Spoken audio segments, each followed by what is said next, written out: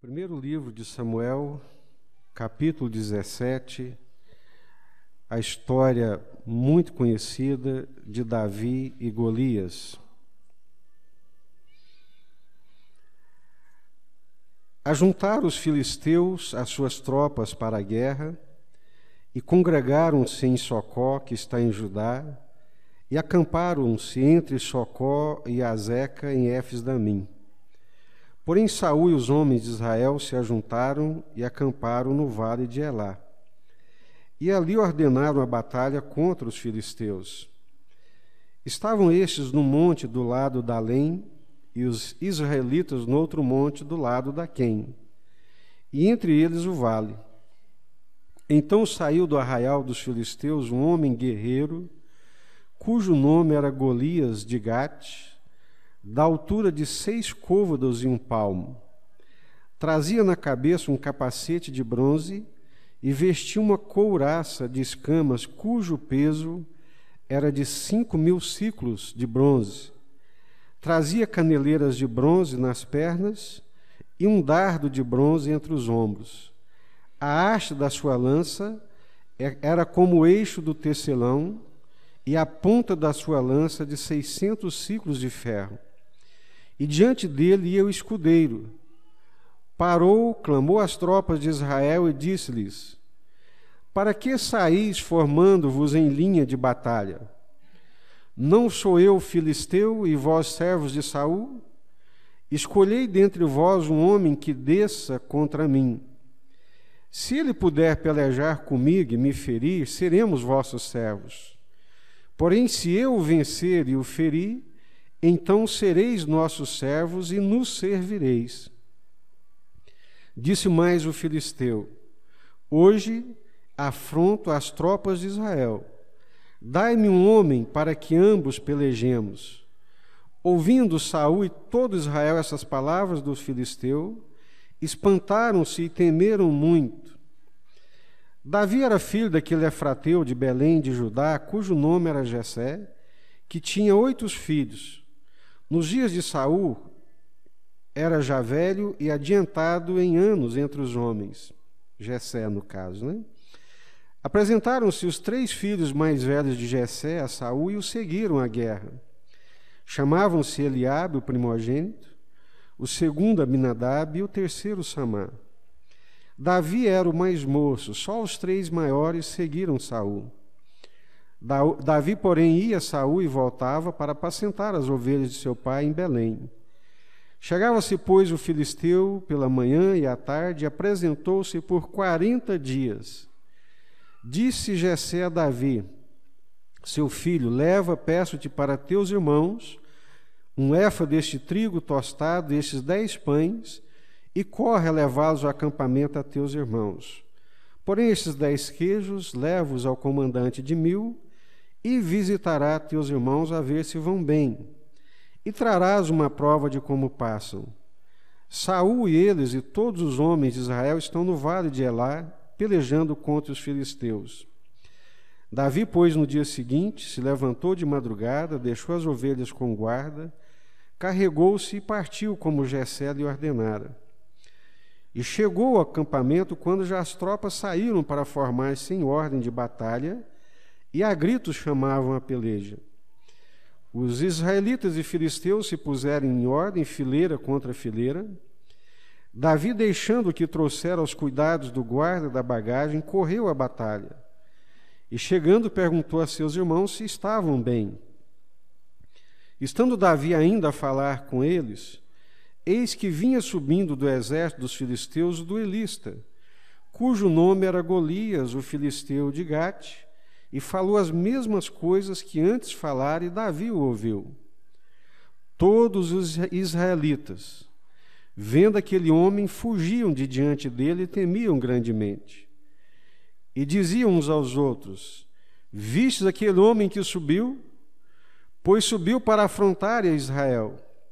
A quem o matar, o rei cumulará de grandes riquezas, e lhe dará por mulher a filha, e a casa de seu pai isentará de impostos em Israel. Até aqui, depois nós continuamos, os irmãos já conhecem a história. Curva sua cabeça. Vamos orar nessa manhã. Senhor, nós cremos de todo o nosso coração que foi o Senhor quem nos trouxe aqui nessa manhã. E te louvamos pelo privilégio que temos de estar aqui, Senhor. Nós estamos aqui na presença do Deus vivo, do Deus eterno, Criador dos céus e da terra, um Deus que fala conosco, que fala ao nosso coração.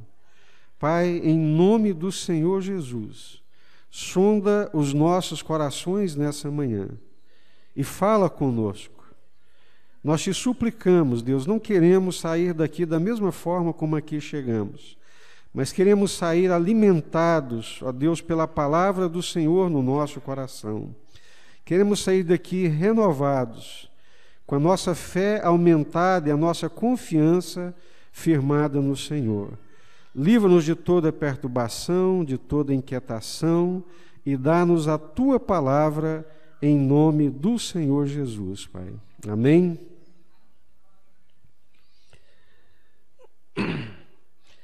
A quem o matar, o rei cumulará de grandes riquezas e lhe dará por mulher a filha, e a casa de seu pai isentará de impostos em Israel.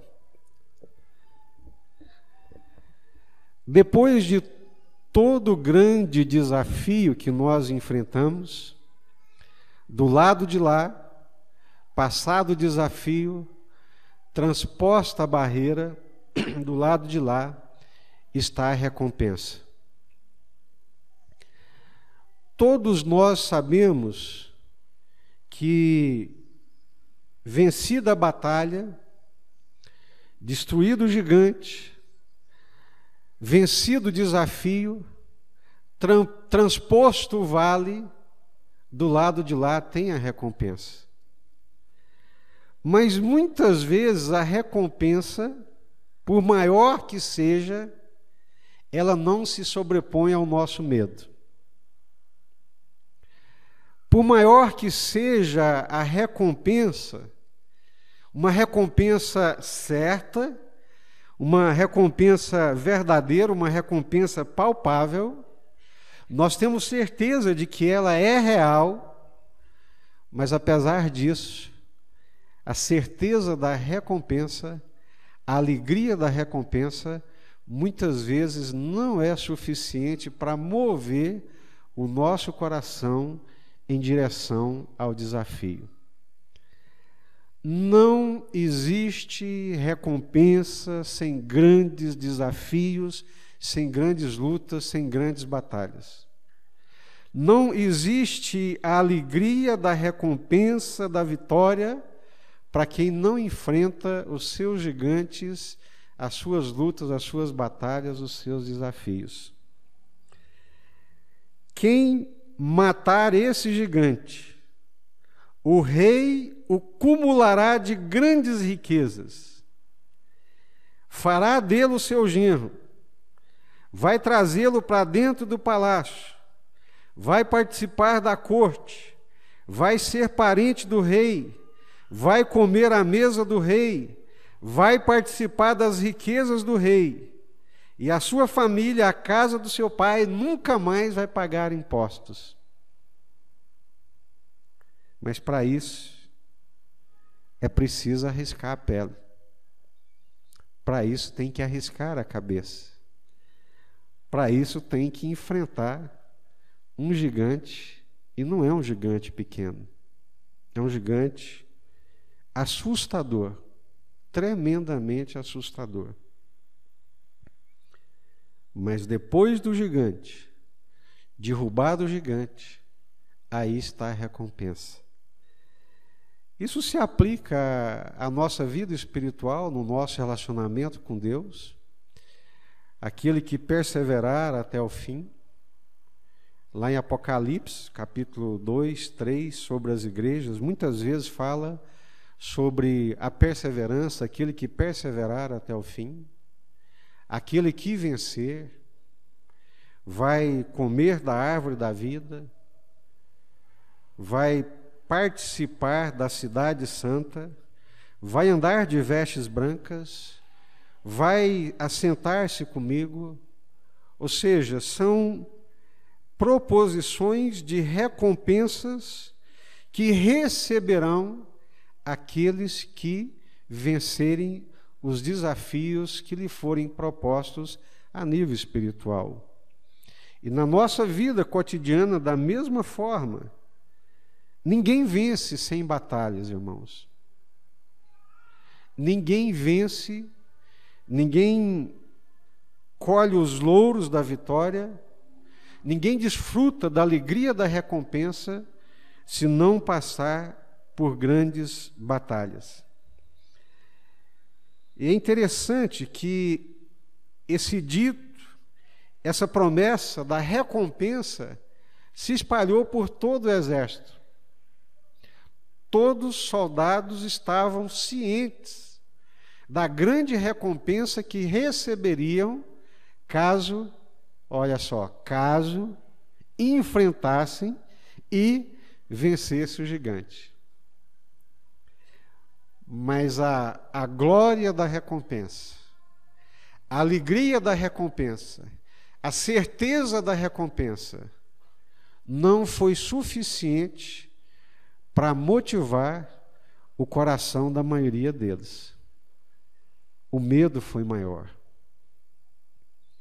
A insegurança, a incerteza, a covardia, o tamanho do gigante, fizeram com que eles ficassem paralisados de medo e de pavor. Mas era um gigante assustador realmente. Olha só a descrição que o texto faz desse gigante.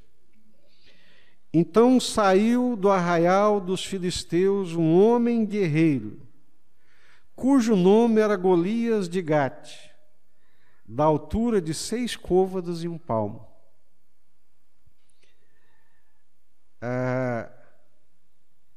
Os irmãos têm noção da medida de um côvado? Quantos centímetros é um côvado?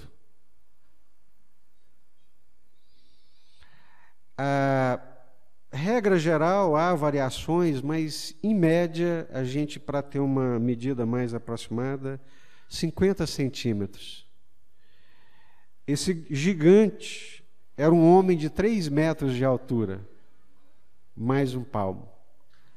Alguém aqui já viu um homem desse? Já viu de 2,20 metros? Aqueles gigantes lá da Liga Americana de Basquete são assustadores. Aquela bola de basquete, ela é desse tamanho assim, né? Uma bola de basquete é mais ou menos isso. Aqueles caras são tão grandes que com uma mão eles seguram aquela bola assim. E tem 2,5 metros, 10, 2,20. Então, esse gigante era enorme. A couraça que ele vestia era de 5.000 ciclos de bronze. Quantas gramas tem um ciclo? Aproximadamente 15 gramas. A couraça que ele vestia tinha quantos quilos?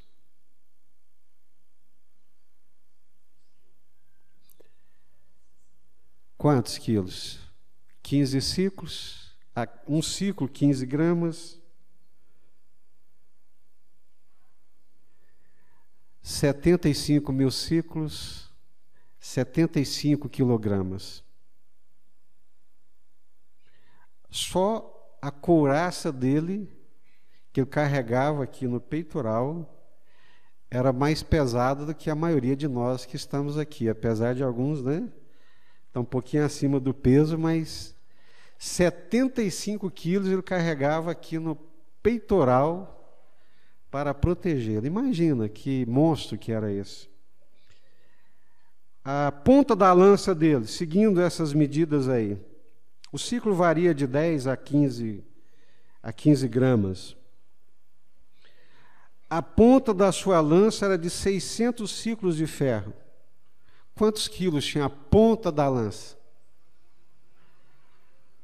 Aproximadamente, seguindo esse cálculo de 15, 900 gramas. Imagina, né? É isso mesmo? 600 vezes 15, 9.000, né? 9 quilos. Aproximadamente 9 quilos só a ponta da lança. Era um gigante enorme. Era apavorante.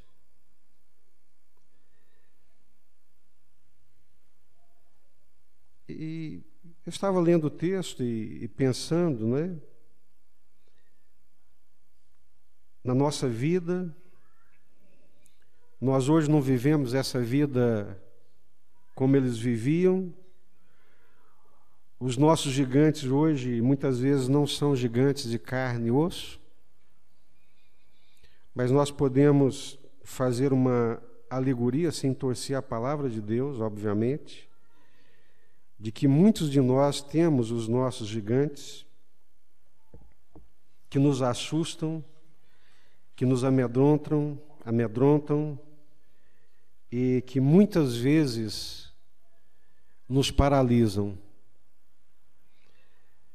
E eu fiquei pensando, qual é o gigante que me assusta, que me amedronta, que me causa medo, que muitas vezes me paralisa, me deixando indeciso, mesmo sabendo que depois dele está a recompensa, mesmo sabendo que passando por ele vem a aventura, vem a recompensa, a grande recompensa, mas eu tenho muito medo de arriscar.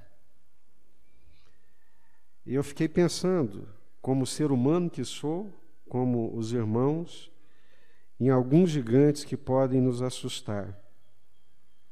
E alguns deles eu já passei por eles, graças a Deus tive coragem de enfrentá-los, com muito medo.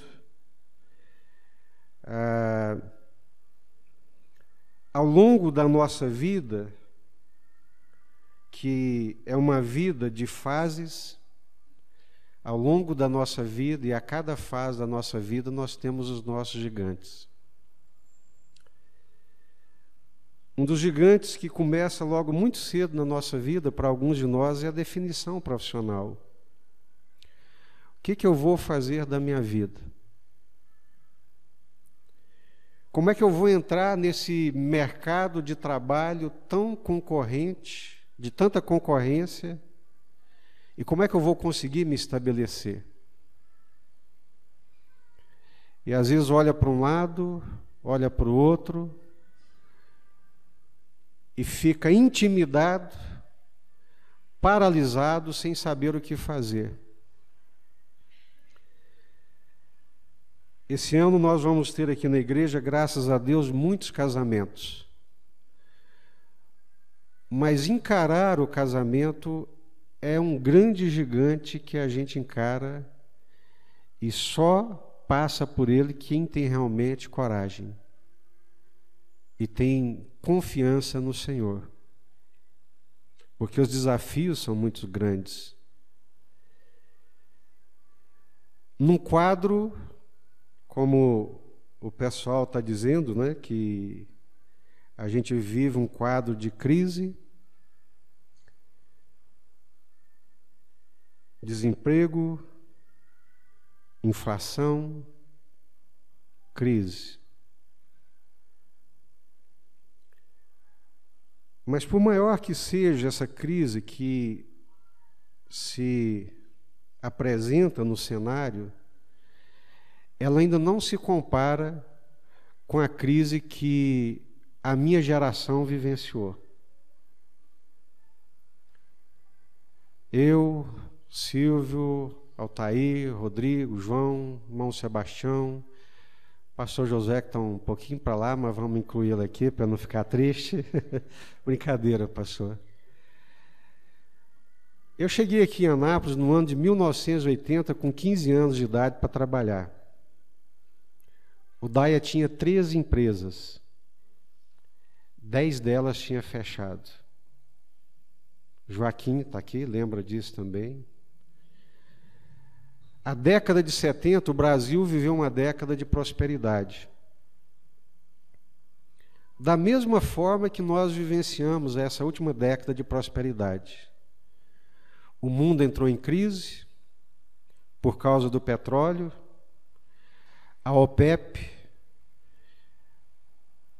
carteirizou a produção e a distribuição do petróleo e o preço do petróleo foi lá nas grimpas. As economias desenvolvidas da Europa e os Estados Unidos ajustaram as suas economias, repassaram o preço e as suas economias encolheram, entraram em recessão e eles emprestaram dinheiro para nós à vontade. E nós pegamos esse dinheiro emprestado, fizemos uma farra, fizemos pontes, asfalto e gastamos esse dinheiro e a economia cresceu a 10% por ano. Foi a época áurea e dourada da economia brasileira. No início da década de 80, as economias deles começam a recuperar e eles começam, então, a pedir o dinheiro de volta. Um dinheiro que foi emprestado a 3% ao ano, começou a ser cobrado a 20% ao ano. Em poucos anos, a nossa dívida externa, ela dobrou e foi multiplicando, e nós fomos sendo estrangulados pela economia externa, mundial, central, e a minha geração pegou a década de 80 como uma geração de muita crise e de muito desemprego. E eu estava muito bem informado naquela época, eu estava saindo da universidade, o desemprego chegava a 18%. Hoje não chegou ainda aos 10%. 18%. Muito, mas muito desemprego mesmo. Muita informalidade. E eu quero dizer para vocês nessa manhã, para a glória de Deus, nós vencemos esse gigante.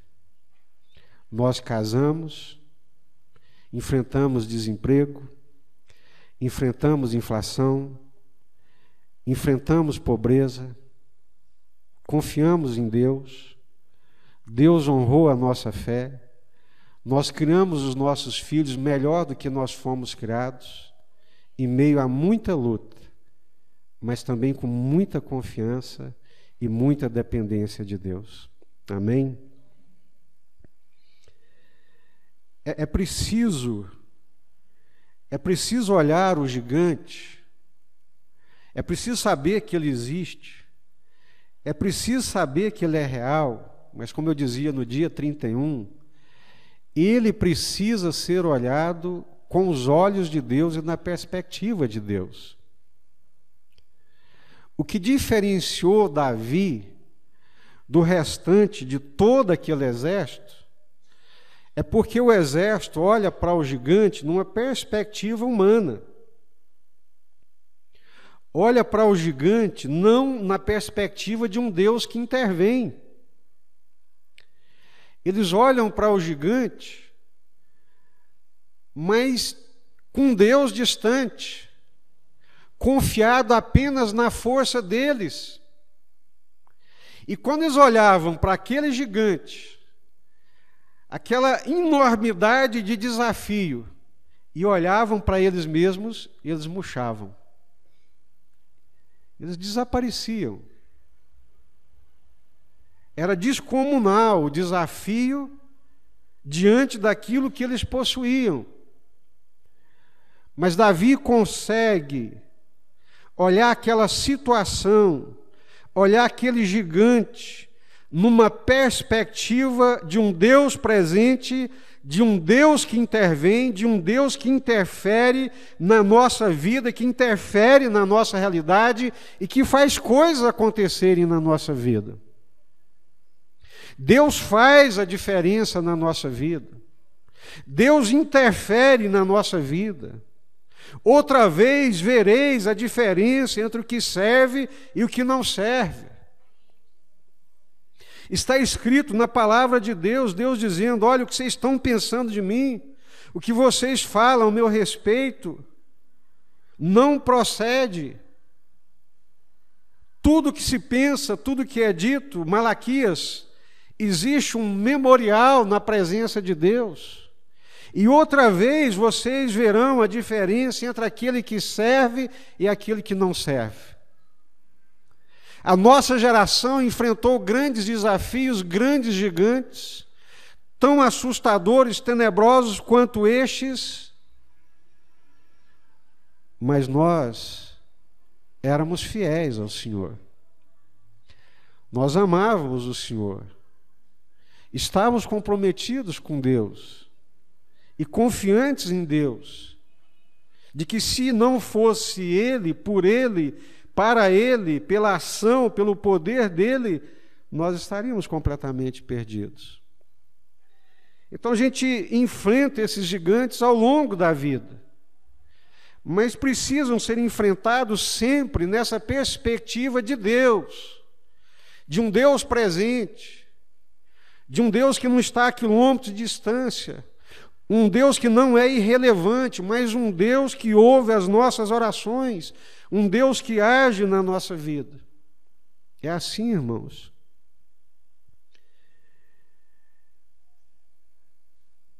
Esses gigantes da definição profissional, do desemprego, da inflação, da crise, da concorrência, da competição, isso coloca medo, isso assusta a gente. Mas quando olhados da perspectiva de Deus, nós perceberemos que diante do Deus que nós servimos, esses gigantes não são absolutamente nada. Aí vem o grande desafio do casamento, depois vem o desafio de criar os filhos, de criá-los para a glória de Deus, no temor do Senhor. E tem pais que enfrentam grandes e tenebrosos gigantes com seus filhos. A coisa não saiu, não está saindo do jeito esperado. E essa incerteza e essa segurança, muitas vezes nos angustia, nos apavora, e a gente não sabe como lidar com isso. Só tem uma forma, só tem uma maneira. É pela graça de Deus, é pelo poder de Deus, é olhar as coisas na perspectiva de Deus. Aí depois vem aquela fase do acaso. Se Deus permitir, se Deus quiser e nos abençoar, todos nós vamos chegar no ocaso da vida. É o momento em que o sol da vida se põe.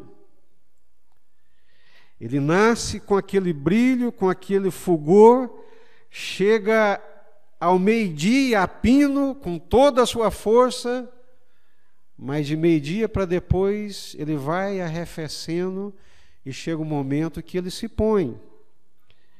É o normal da vida, é o normal da existência. Mas dizem que o ocaso é a parte mais dura da vida. O ocaso, a velhice, sair de cena, começar a sentir que se morre e que está morrendo, é a parte mais difícil da vida. Todos nós gostaríamos muito, e às vezes eu brinco, né? Eu falo, não, quando chegar o meu dia, Deus vai mandar a carruagem, como mandou a carruagem de Elias, e vai me recolher, eu vou embora. Mas nem sempre é assim, irmãos. Em relação a Pedro, Jesus disse para ele, olha Pedro, você vai viver assim, vai morrer assim. E João diz que Jesus falou aquilo para dizer com que tipo de morte ele haveria de glorificar a Deus.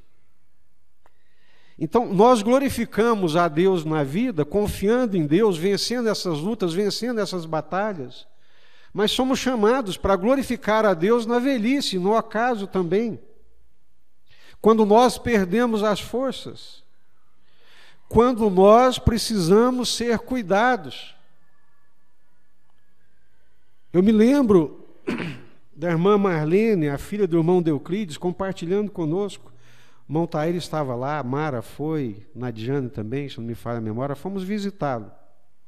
92 anos de idade. Um homem extremamente vigoroso, cheio de fé, temente a Deus, servo piedoso.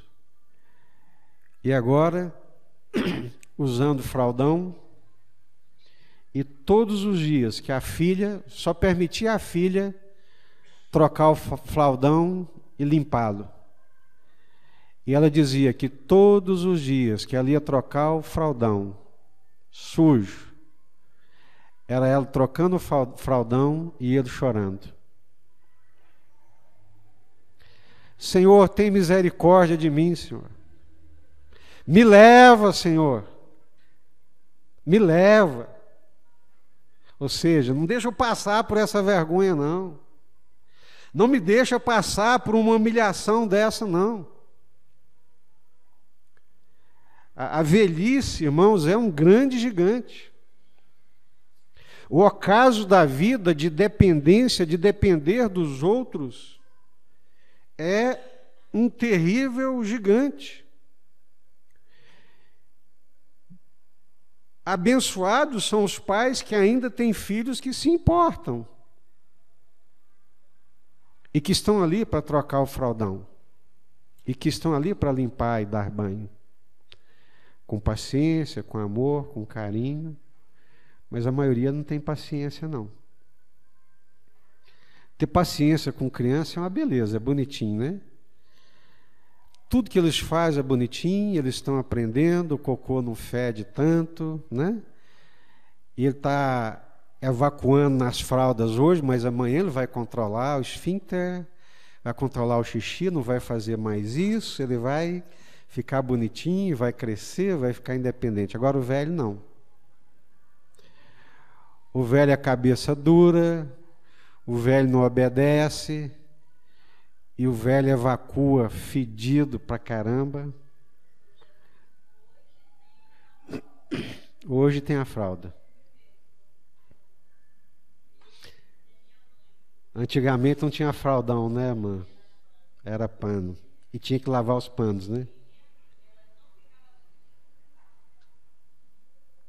Então são gigantes. São gigantes. Muitos não conseguem encarar o ocaso da vida. Mas como é que nós encaramos esses gigantes? Eles precisam ser encarados na perspectiva de Deus. Eles precisam ser olhados na perspectiva de Deus, eles precisam ser encarados com Deus presente na minha vida. Os salmos estão repletos que o justo ainda na velhice vai dar frutos, que o Deus que cuidou de mim na juventude vai cuidar de mim na velhice também. Mas é um grande desafio. É um grande desafio encarar uma vida de velhice com aposentadoria que mingua, a cada ano ela mingua, a cada ano o governo passa um facão numa fatia dela. É duro encarar uma velhice com os filhos distantes, cada um tocando a vida, e aí? Quando ninguém mais te procura, quando ninguém liga mais para você, como se você já tivesse morrido em vida, é um gigante. Mas pela graça de Deus pode ser completamente vencido. Como vencer esses gigantes? A primeira coisa é essa. Olhar para o gigante, ver que ele é grande, ver que ele me assusta, ver que ele me apavora, mas saber que Deus é comigo. Amém? O Senhor é comigo. Nunca te deixarei, jamais te abandonarei. Amém? Irmãos, irmãos, está escrito na palavra de Deus: não vou te deixar nunca, nunca te deixarei, jamais te abandonarei Então afirmemos com toda a convicção e com toda a confiança: se o Senhor é por mim, a quem temerei? Gigantes? Eu ficaria muito triste de um jovem adiar o casamento, não casar, por causa do medo da situação econômica.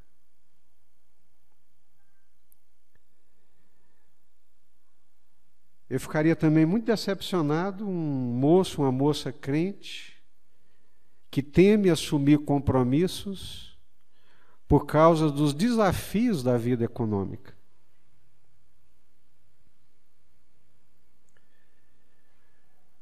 Deus não é tão pequeno assim.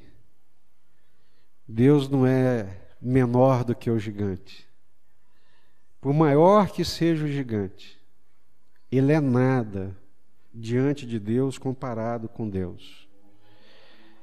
É na velhice do ocaso que vem também as enfermidades. Nós vamos partir. E muitas vezes partimos repentinamente, como diz o outro, né, como um passarinho. Né? Como é que ele morreu? Morreu como um passarinho. Aí diz o bêbado, de pedrada, né? Não. Sabe da história, né? Bêbado é indiscreto pra caramba em todo lugar, né? Diz que está o velório lá, aquele silêncio total, todo mundo compungido. Aí o bêbado chega naquele silêncio. Morreu de quê? Aí um coitado responde: morreu igual um passarinho. Uai, foi de pedrada? Nem sempre a gente morre como um passarinho. Nem sempre a gente parte dessa vida da forma como nós gostaríamos de partir. Nem sempre. Às vezes, como Pedro, Deus escolhe a forma de nós partirmos e partir para a glória de Deus e glorificando a Deus. Jesus disse: Pedro, você vai me glorificar na vida, mas vai me glorificar com a sua morte também. A gente encara esses desafios da vida com a graça de Deus, olhando tudo isso na perspectiva de Deus.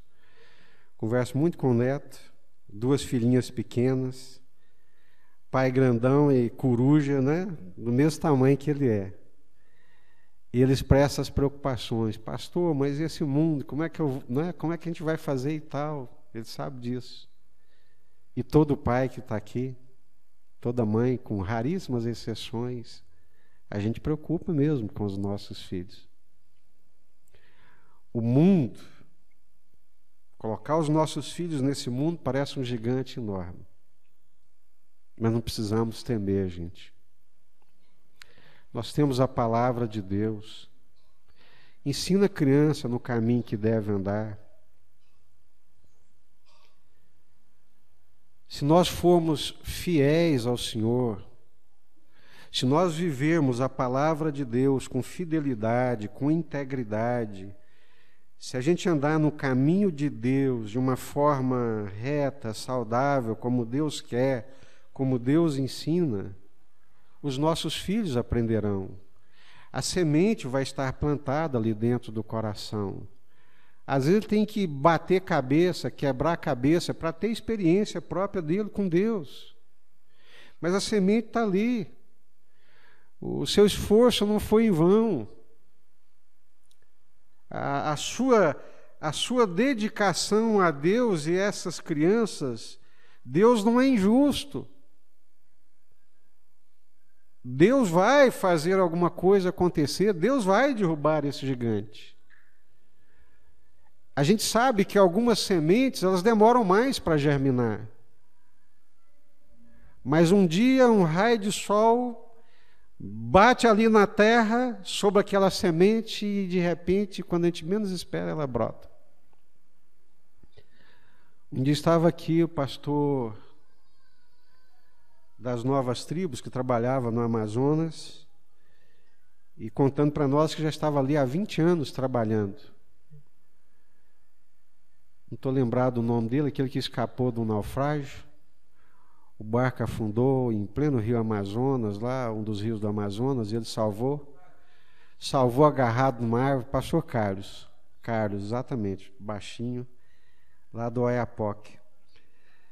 Ele contando para nós a experiência dele no Amazonas com os indígenas, 20 anos de trabalho. Eu lembro que o Ricardo, nosso irmão aqui, não é o Ricardinho, o Ricardo, aquele outro, que já partiu. O Ricardo perguntou: quantos que o senhor já batizou nesse tempo? Essa é a pergunta que todo missionário teme, né? A pergunta pragmática do resultado. Ele falou assim: irmãos, sabia que na Amazonas tem semente que leva 100 anos para brotar? 100 anos. Pássaro pega aquela semente, o fruto, come o fruto, depois solta a semente na floresta, ela cai ali entre as folhas e na sombra e ali fica.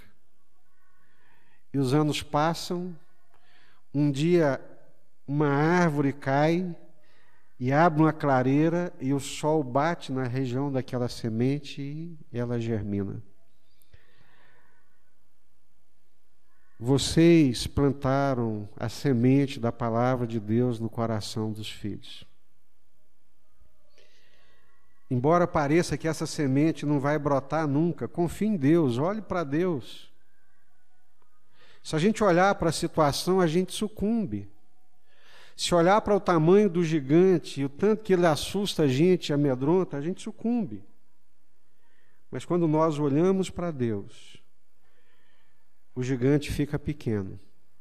Quando nós olhamos a batalha, o desafio, na perspectiva de Deus, com os olhos de Deus, o gigante fica pequeno e nós criamos a coragem devida de enfrentá-lo.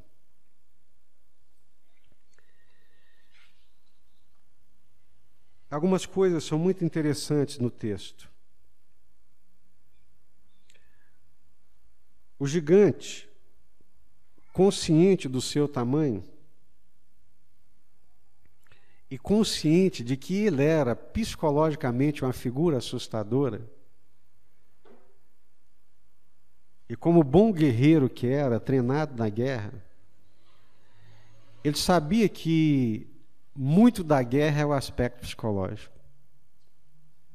Muito da batalha, a batalha se ganha muitas vezes antes de começar. Se você conseguir apavorar o outro, deixá-lo amedrontado, acovardado, ele fica paralisado e já entrega os pontos sem nenhuma batalha, sem nenhuma peleja. Então, muito dessa batalha ela é travada a nível íntimo, emocional, psicológico, espiritual. Às vezes, a nossa autoestima baixa, espancada, nos deixa inoperantes. É interessante que Davi está ali, andando e perguntando, e o irmão dele vira para ele, num arrobo de ódio tão grande, olha só, ouvindo Eliabe, seu irmão mais velho, conversando com os homens, acendeu-lhe a ira contra Davi. Irmão mais velho. O que você veio fazer aqui?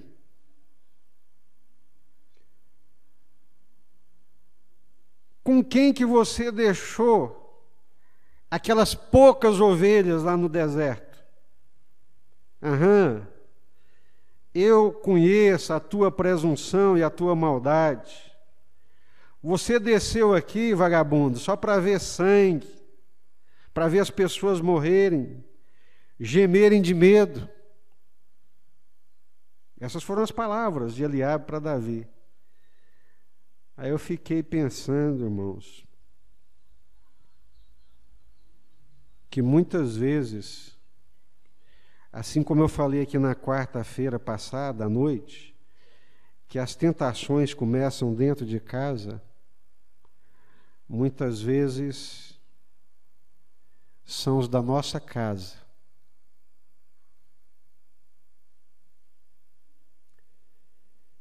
Que são instrumentos de desânimo,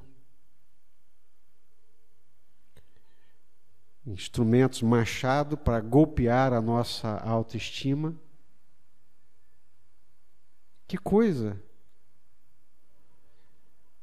Os de casa, ao invés de motivar, ao invés de encorajar, aqui nesse ponto eu tenho que dar uma palavra aos pais. Pais que nunca deram uma palavra de encorajamento para os seus filhos.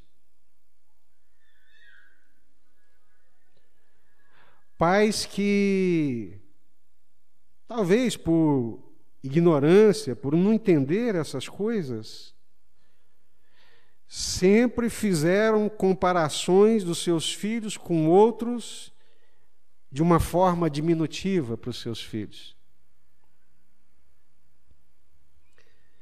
Ou pais que sempre repreenderam de uma forma negativa e de uma forma pessimista.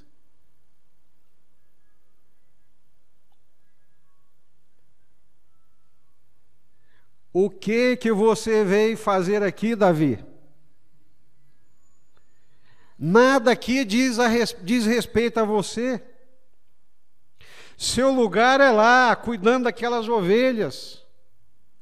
Você não está preparado para a batalha. Você não é homem para a batalha. O que você está fazendo aqui, rapaz? Com quem que você deixou a porcaria daquelas ovelhas? Vai para lá, lá que é o seu lugar. Às vezes é dentro de casa que essas coisas começam, né? Pais que não conseguem se alegrar com as pequenas conquistas dos seus filhos, que não enxergam pequenas conquistas e criam sobre eles uma expectativa tão pesada. Eu acabei de ler agora também nas férias uma biografia de Kafka, Franz Kafka, conhecido como um dos maiores escritores do século passado. Uma das maiores crises dele era com o pai. Até escreveu um livro que ficou muito famoso, Carta a Meu Pai. Porque tudo o que ele fazia, queria fazer, intentava fazer, nunca estava bom para o pai. O pai tinha um buraco na alma de insatisfação, de não realização pessoal, não conseguiu se realizar pessoalmente, que metia todo aquele fardo e toda aquela carga em cima do filho. E o cara foi considerado nada mais, nada menos do que um dos maiores escritores do seu tempo, reconhecidíssimo no mundo inteiro. Mas para o pai era nada, era um zero à esquerda. E é triste saber que muito dessa falta de encorajamento, dessa palavra de comparação, dessas coisas negativas, elas procedem de dentro de casa. Pais que não enxergam, não permitem os seus filhos crescerem, que não conseguem enxergar pequenas conquistas, pequenas vitórias, para que o filho caminhe para as grandes vitórias.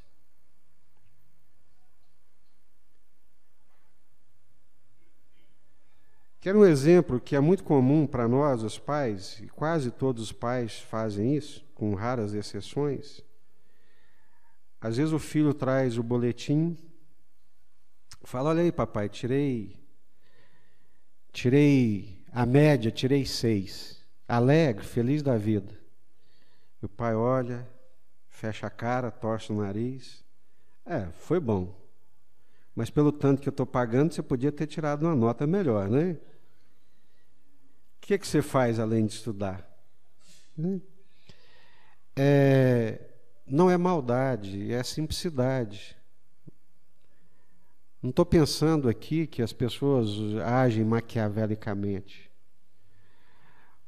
Mas isso é de uma palavra, é de uma opressão, e planta-se no coração da criança que ela nunca vai conseguir chegar.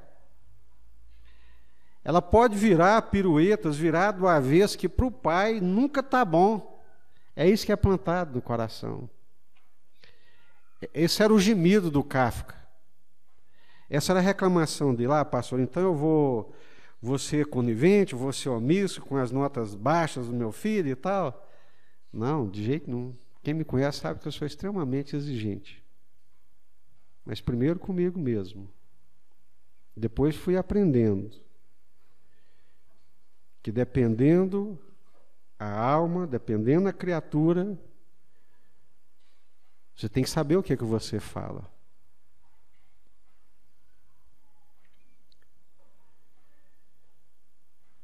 Tem pessoas que são movidas por aquilo que elas ouvem.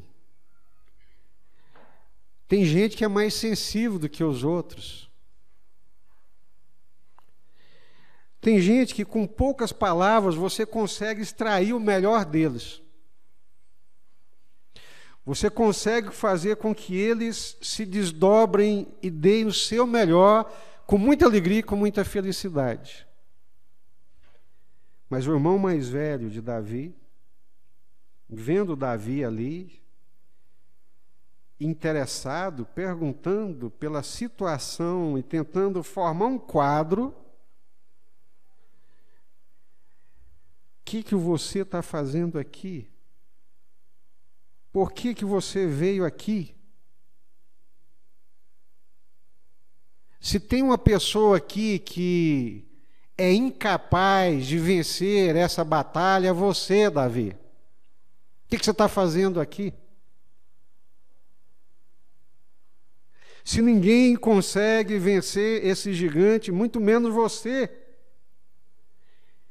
Enxerga-te. Qual é o teu lugar? É lá junto com aquelas ovelhas.